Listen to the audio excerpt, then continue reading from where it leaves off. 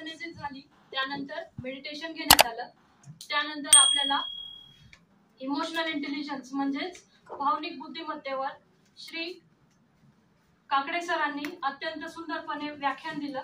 त्यानंतरचा मुद्दा होता तो माहितीचे अधिकार अधिनियम 2005 याबद्दल आपल्याला श्री मनोहर सांगळे यांनी माहिती दिली. तर कालच्या सत्रामध्ये आपण एकूणच इमोशनल इंटेलिजन्स प्लस क्रिएटिव्हिटी आणि माहितीचे अधिकार अधिनियम 2005 या गोष्टी बघितल्या आहेत. याची डिटेल माहिती माझे सहकारी तुम्हाला देते. थँक्यू. काकडे सरांनी भावनिक बुद्धिमत्तेवर आपल्याला जे काही सांगितलं मी त्यात थोडक्यात तुम्हाला सांगणार. तर भावनिक बुद्धिमत्ता म्हणजे भावना हाताळण्याची क्षमता. आता भावना हाताळण्याची क्षमता म्हणजे ती समोरच्याही असू शकते आणि समोरच्याचीही असू शकते आणि स्वतःचीही असू शकते. आता समोरच्या कोणत्या कंडिशन मध्ये आपल्याकडे आलाय त्या कंडिशनचं निराकरण करणं आपलं काम आहे. तर समोरचा जर त्याची मेंटली स्थिती जर बरोबर नसेल तर आपण थोडं त्याला सांभाळून जर आपण सांगितलं की ठीक आहे बसा या बसा आणि तुमचं काय समस्या आहे ते मांडा. जर स्वतःहून आपण पहिले चिडचिड करायला घेतली तर ते म्हणजे त्याचं पण समोरच्याच्या विषयीचे जे निगेटिव्ह आहे निगेटिव्ह जे त्याच्या मनात येईल त्याच्यामुळेच दोघांनाही त्याचा परिणाम भोगावा लागू शकतो. ठीक आहे. त्याच्यात चांगली वागणूक देणे हा खूप महत्वाचा पॉइंट आहे. पुढे जाऊन सरांनी सांगितलं की स्वजाणीव हाही एक महत्वाचा मुद्दा आहे. त्याच्यात स्वतःच्याच प्रेरणा आपण उत्पन्न करायला पाहिजे. व्यक्तिमत्व आवड निवड याची जाणीव असायला पाहिजे. त्यात व्यक्तिमत्व म्हणजे दिसणं किंवा वागणूक असंच नव्हे तर आपण आजूबाजूला जसं वावरतोय त्याचाही परिणाम आपल्यावर होत असतो. तर त्याच्याविषयी आपलं म्हणजे व्यक्तिमत्व विकास होत असतो. सद्सद विवेक बुद्धी म्हणजे चांगल्या वाईट गोष्टी त्याचं आपण पडताळणी केली पाहिजे. पुढे सरांनी एक कोट सांगितलं hard work beat talent if talent doesn't have hard work. म्हणजेच की हार्डवर्क टॅलेंटला बीट करू शकते जर टॅलेंट जर हार्डवर्क करत नाही. जो व्यक्ती टॅलेंटेड आहे पण हार्डवर्क करत नाही. पुढे सर सांगते.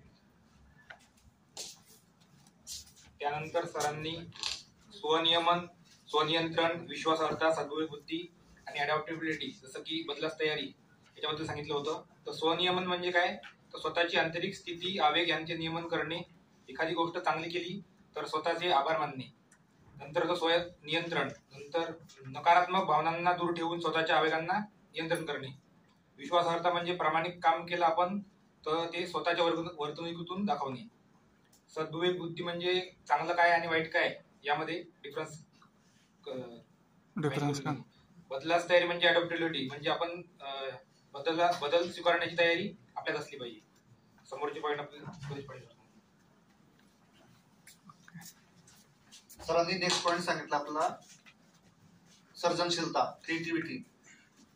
त्याच्यात दोन सांगितलं सरांनी सर्जनशीलता आणि सृजन. निसर्गात सृजन आपोआप होत असतं पण सर्जनशीलता आपण स्वतः अंगीकार म्हणजे नवीन अंगीकार आणून करू शकतो आपण. त्याच्यात सर्जनशीलता हे प्रत्येक माणसात जन्मता असते असं सरांचं म्हणणं होतं. ते कुणी त्याचा उपयोग करतो कुणी स्वतःहून आळस करतो सर्जनशीलता म्हणजे सरांनी असं एक पॉईंट सांगितलं आपल्याला. बहुतेक जण काय करतात दुर्लक्ष करतात त्याच्याकडे. ते जे प्रत्येक ह्याच्यात नवीन नवीन काहीतरी क्रिएटिव्हिटी करणं असं सरांचं एक सांगण्याचा उद्देश होता. ही सर्जनशीलता म्हणजे कोणत्याच्याही संस्थेच्यासाठी एक महत्वाचा एक हे असते आवश्यक गाव आहे. प्रत्येक क्षेत्रात जे आपण जे यंत्रणेत आहोत सरांनी त्यांच्या जे पहिली पोस्टिंग होती रावेरची त्या पोस्टिंग मध्ये नवीन क्रिएटिव्हिटी आणून आपल्याला एक उदाहरण दिले पीपीटीचे त्या स्वरूपात पेपरची काही कात्रणं होती दाखवली. तसं आपण पण आपल्या ज्या इन्स्ट्रक्टर म्हणून ITI क्षेत्रात नवीन क्रिएटिव्हिटी वापरून विद्यार्थ्यांना आपण चांगल्या प्रकारे घडवू शकतो. एक नवीन अजून सांगितलं की निर्मितीक्षम विचार प्रणाली उच्च बौद्धिक क्षमता स्वयंप्रेरणा घेणं आणि सचोटी बांधिलकी असणं. आपल्या कामाशी आपल्या ज्या क्षेत्रात आपण आहोत त्याच्याशी बांधिलकी पाहिजे माणसाची. पुढे सांगितलं की सर्जनशीलता जर आपल्याला वाढवायची तर आपण कशाप्रमाणे वाढवू शकतो हे सरांनी 3-4 पॉईंटवर फोकस केलं होतं. त्याच्यात होतं मंथन ब्रेन स्टॉर्मिंग. मंथन म्हणजे सरांनी आपलं विचारलं मंथन म्हणजे नेमकं काय. मंथन म्हणजे एकट्या विचाराने मंथन नाही करणं. आपण जे ग्रुप आहे आपलं किंवा सहकारी आहेत त्यांच्यावर जी विचार विनिमय करून एखाद्या समस्येवर किंवा एखाद्या नवीन काही प्रोजेक्टवर त्याच्यावर विचारांचं आदान प्रदान करून काहीतरी निर्णयापर्यंत येणं. ग्रीड अनालिसिस, वेगवेगळ्या याचं अनालिसिस करणं, विविधांगी विचार आणि एकांगी विचार, लॅटरल थिंकिंग, व्हर्टिकल थिंकिंग, एकाच दिशेने विचार करणं आणि एकाच समस्येवर किंवा एकाच एखाद्या प्रोजेक्टवर वेगवेगळ्या याच्यावर वेगवेगळ्या मार्गाने विचार करणं, हे सरांनी आपल्याला काल समजून सांगितलं. पुढचा आमच्या मॅडम सांग. नमस्ते, मी रुपाली सावंत. काकडे सरांनी काल सांगितलेलं आहे की ते तहसीलदार होते. प्रत्येकाच्या मनात येतं की गव्हर्नमेंट सर्वंट एक मोठी पोस्ट म्हणजे येणारे माझ्याकडे येतील, त्यांनी माझ्याकडे यावं, मग मी त्यांचं जे काही प्रॉब्लेम असेल ते सॉल्व्ह करील. पण वास्तविक पाहता आपल्या इथे परिस्थिती अशी आहे की जे लोक ज्यांना अजून पण अवेअरनेस नाही की सर्टिफिकेट कसे बनवायचे किंवा कुठली प्रोसेस काय आहे, तर सरांनी त्यात एक इनिशिएटिव्ह घेतला की ते गावोगावी गेले. त्यांनी तिथले जे आपण तलाठी वगैरे ह्यांची मदत घेऊन, आरोग्य सेविका ह्यांची मदत घेऊन मुलांना सर्टिफिकेट डिस्ट्रीब्यूट करणे किंवा कुठले कुठले तिथे रोगी आहे त्यांची त्यांनी यादी काढली. व त्यामुळे असं झालं की लोकांना माहिती मिळाली की नाही बा, आपल्याला सरकारी कुठल्या कुठल्या योजना आपल्यासाठी आहे. एक HIV पीडित महिलेचं त्यांनी उदाहरण दिलं की त्या महिलेला आता म्हणजे ती जगूही शकत नव्हती. त्यावेळी सरांनी तिला एवढी मदत केली, अगदी मिनिटांमध्ये तिच्यासाठी ज्या काही योजना असेल त्याचा निधी उपलब्ध करून दिला. तर त्यामुळे त्या बाईचं, त्या स्त्रीचं आयुष्य तर सुधारलं, पण तिच्या सोबत जे तिचं एक बाळ होतं त्यालाही ती जगवू शकली. तर अशा काही संधी आपल्याला मिळतात ज्याच्यामुळे आपण लोकांना मदत करू शकतो. आणि सरांनी एक म्हटलेलं सांगितलेलं वाक्य मला खूप आवडलं. त्यांनी म्हटलं की काही माणसं जिथं जातात तिथे आनंद निर्माण करतात व काही माणसं जिथून जातात तिथे आनंद निर्माण होतो. तर आपल्याला भाग एक व्हायचा आहे आणि आपल्या मनात नेहमी असा यायला पाहिजे की नाही, हे विद्यार्थी आहे, सॅलरी तर आपल्याला मिळणार, पण आपल्यामुळे जेवढं त्यांना आपल्याला ज्ञान देता येईल आणि ह्याच्या पलीकडेही जेवढी मदत आपल्याला करता येईल. कारण त्यांनी म्हटलंय की भावनात्मक जे आपल्याला सांगितलं गेलेलं आहे की विद्यार्थी असे असतात ज्यांच्यामध्ये बोलण्याची हिंमत नाही किंवा काही, तर आपल्याला समजून घ्यायला पाहिजे आणि त्यांच्याशी जर आपण अगदी म्हणजे त्यांच्या समस्या समजून घेतल्या तर नक्कीच ते विद्यार्थी आपल्याला म्हणतील की नाही, हे जे टीचर आहे आपण ह्या सर्व्हिसमध्ये आपल्याला आपलं नाव व्हायला पाहिजे. म्हणजे सरांचा उद्देश एकच होता की तुम्हाला जर अपॉर्च्युनिटी आलेली आहे तर तुम्ही त्याचा एक पॉझिटिव्ह व्ह्यूने त्याला प्रोसेस करायला पाहिजे. नेक्स्ट. नमस्कार. त्याच्यानंतर दुपारचे सेशन झाले ते आपले मनोज सांगे सरांचे, ते राज्य माहिती आयोग मध्ये आपल्या उपसचिव आहेत. त्यांचं सेशन होतं माहितीचा अधिकार अधिनियम 2005.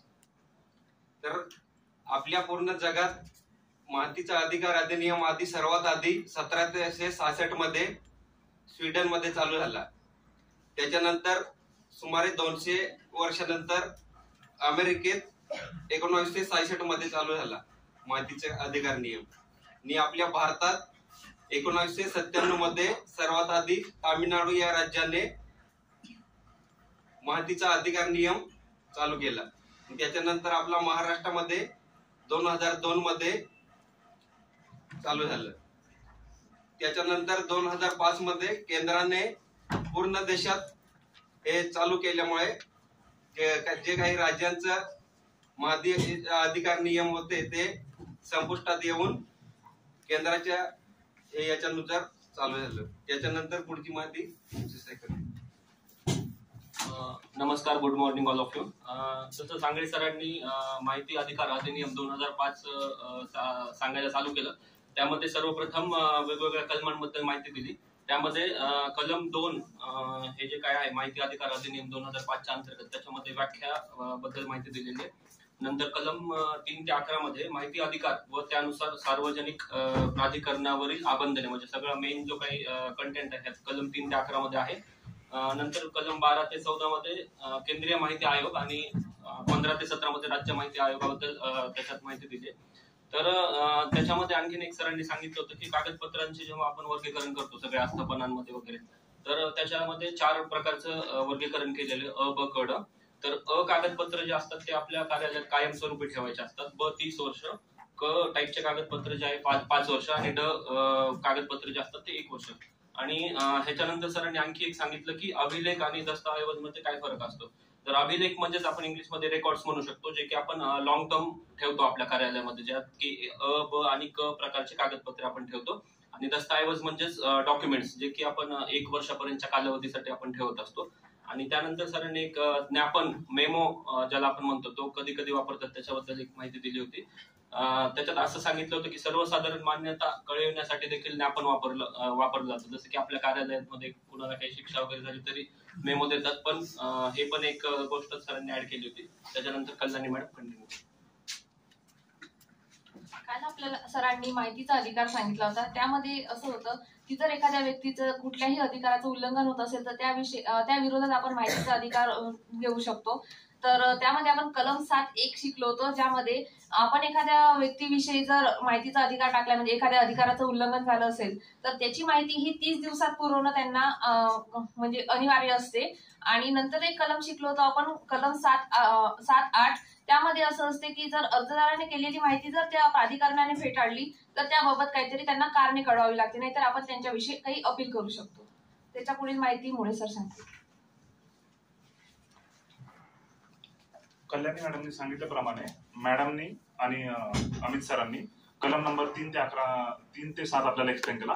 यामध्ये सामाजिक प्राधिकरणावरील आबंधने याबद्दल त्यांनी एक्सप्लेन केलं. मी तुम्हाला कलम 8 विषयी माहिती देत आहे. कलम 8 हा आहे माहिती प्रकट करण्याबाबतचा अपवाद. तर यामध्ये सर्टन सब सेक्शन्स आहेत. तर कलम 8(1) असा सांगतो की भारतीय सार्वभौमत्व व सुरक्षेला धोका असेल तर ती माहिती प्रकट करण्याबाबत आपण प्रकट करू शकत नाही. कलम 8(ख) न्यायालयाने मनाई केलेली माहिती. कलम 8(ग) संसदेच्या किंवा विधानमंडळाच्या विशेषाधिकारास भंग.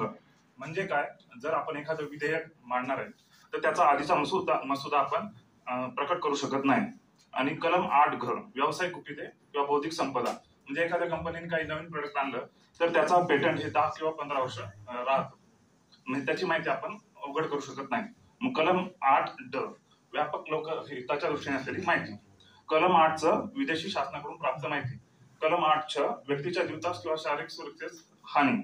कलम 8(ज) अपराधाचा तपास करणे व खटला दाखल करणे संबंधित माहिती. कलम 8(झ) मंत्रिमंडळ व मंत्री परिषदेची कागदपत्रे. आता त्यानंतर कलम 18 आपले शीर्षक समजावून सांगतो. थँक्यू. Good morning. कलम 19 आणि कलम 20 हे सगळ्यात महत्वाची कलम आहेत. कलम 19 मध्ये सांगितलेलं आहे की तुम्ही अपील करू शकता. म्हणजे ज्यावेळी जनमाहिती अधिकारी आपल्याला माहिती देतो त्या माहितीबद्दल आपलं जर समाधान झालं नसेल किंवा जर आपलं जे काही प्रकरण आहे अर्ज आपला तो फेटाळला असेल तर आपण काय करू शकतो की जो जनमाहिती अधिकार आहे त्याच्यापेक्षा जो काही वरिष्ठ अधिकारी जो अपील अधिकारी म्हणून नेमलेला असतो त्याच्यावर आपण पहिल्यांदा फर्स्ट अपील आहे ते 30 दिवसामध्ये आपण करू शकतो. त्याच्यानंतर जर थर्ड पार्टीच्या बाबतीत अपील असेल तर ते कलम 19(2) मध्ये नमूद केलेलं आहे. ते सुद्धा विदिन 30 डेज 30 दिवसाच्या आत आपल्याला ते करायचंय. त्याच्यानंतर कलम 19(3) मध्ये सांगितलंय की सेकंड अपील दुसरं अपील आहे ते तुम्ही केंद्रीय किंवा राज्य माहिती आयोगाकडे करू शकता. ते 90 दिवसाच्या आत तुम्हाला करायचंय. त्याच्यानंतर कलम 19(6) मध्ये अपील किती दिवसात निकाल काढलं पाहिजे ह्याच्याबद्दल तरतूद आहे. जे काही अपील आहे ते विदिन 30 डेज आणि जास्तीत जास्त 45 दिवस लागू शकतात जर तसं लेखी करार नमूद असेल तर. त्याच्यानंतर कलम 20 आहे ते शास्तीच्या संदर्भात आहे. शिक्षा किती आहे तर एका दिवसाला 250 रुपये आणि मॅक्झिमम ते 25,000 इतकी शिक्षा त्यामध्ये होऊ शकते. थँक्यू. नमस्कार. काल जे 2 लेक्चर झाले त्याच्यामध्ये काकडे साहेबांनी भावनिक बुद्धिमत्ता आणि क्रिएटिव्हिटी याविषयी आपल्याला मार्गदर्शन केलं. आणि आपला जो जॉब आहे, कारण आपण कायम स्टुडंटशी संबंधित आहे, तर आपल्यासाठी हे खूप महत्वाचं आहे. आणि खास करून जे माझ्यासारख्या ट्रायबल एरियामध्ये नोकरी करणारे त्यांच्यासाठी खूप महत्वाचे आहे. कारण प्रत्येक विद्यार्थ्याचा वेगवेगळा प्रॉब्लेम असतो. माझं असं म्हणणं आहे की आपण फक्त थेरटिकल पार्ट वरती फोकस न करता त्याच्या आउटपुट वरती फोकस केलं पाहिजे. आपण जेवढे लेक्चर घेतोय, जे काही आपण इथून शिकतोय त्याचा अल्टिमेट आपल्याला वापर करता आला पाहिजे. आणि त्याचा वापर म्हणजे हा कोर्स सक्सेसफुल झाला असं आपण तेव्हा ठरवू जेव्हा आपण ऍक्च्युअल ग्राउंड वरती जाऊन या गोष्टींना इम्प्लिमेंट करू. तर भावनिक बुद्धिमत्ता हा काही शिकण्याचा विषय नाहीये. भावनिक बुद्धिमत्ता हा प्रॅक्टिकल करण्याचा विषय आहे. आणि मी आशा बाळगतो की या सगळ्या लेक्चरचा आपल्याला खूप फायदा होईल आणि आपण ऍक्च्युअल आपली क्रिएटिव्हिटी आणि भावनिक बुद्धिमत्ता ग्राउंड वरती दाखवाल. सांगळे साहेबांनी आपल्याला माहितीचा अधिकार 2005 याविषयी माहिती दिली. त्यानंतर त्यांनी आपल्याला एफएक्यूज विचारले, एफएक्यूज सांगितले की तुमचे काय काय प्रश्न असू शकतात. त्याच्यानंतर जे प्रश्न नसल्यामुळे त्यांनी लेक्चर संपुष्टात आणले. थँक्यू.